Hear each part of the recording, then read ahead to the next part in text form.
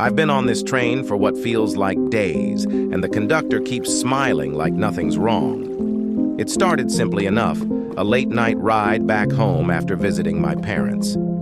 The train wasn't full, and I settled into my window seat, hoping for some quiet time. The rhythmic clatter of the wheels was soothing at first. I must have dozed off because when I woke up, the train was completely still.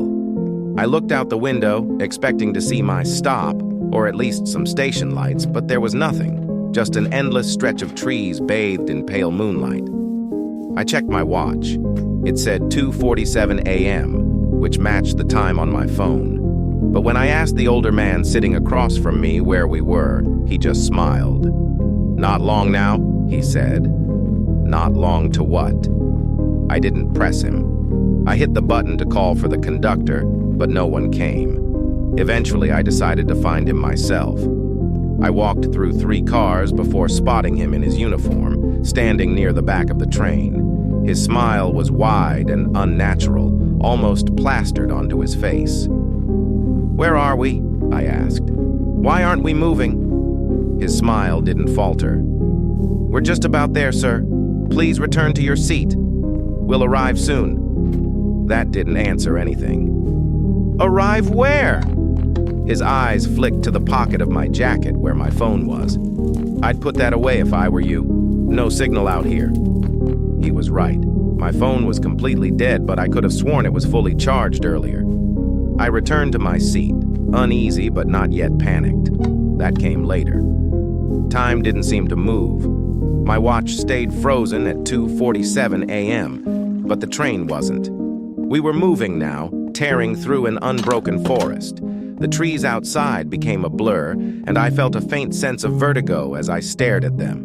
A woman with a sleeping child tapped my arm. "Excuse me," she said softly. "Do you know what time it is?" "My phone isn't working." I showed her my watch. "It says 2:47, but something's wrong." She nodded. "I thought so." She glanced toward the conductor at the far end of the car. "They said we'd arrive soon." "Arrive where?" I asked again, but she shook her head. Hours passed. Or maybe it was minutes. My sense of time was completely gone. People in the car either sat silently or stared out the windows. Some dozed off. Others kept glancing toward the smiling conductor. At some point, I noticed something odd about the windows. The forest outside wasn't just a blur, it was looping. I saw the same leaning birch tree pass us 5 times. The child across the aisle started crying. His mother tried to comfort him, but her hands were shaking. I heard her whispering, "Just a little longer, we're almost there." A note appeared on my tray. It wasn't there before, and no one had walked by.